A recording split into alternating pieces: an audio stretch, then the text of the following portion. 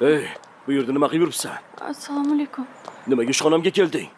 Necha marta ogohlantirishim kerak? Ey, mana bu yerga kelsang ishxonamda gap qilishadi. Avval meni eshiting. Ey, nimani eshitaman? Yana o'sha gapingmi? Jamol aka, bola katta bo'lyapti. Qornim chiqib qolsa nima qilaman? Men senga necha marta aytishim kerak, oldirib tashagin deb. Jamol aka, qanday qilib oldiraman? Qayerda oldiraman?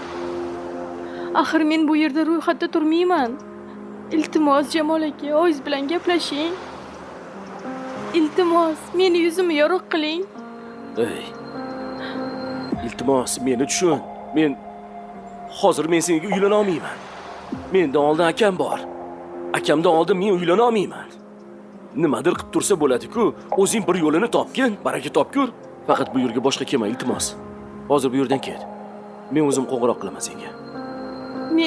Men endi nima qilaman? Bilmayman, nima qilsang qilgin.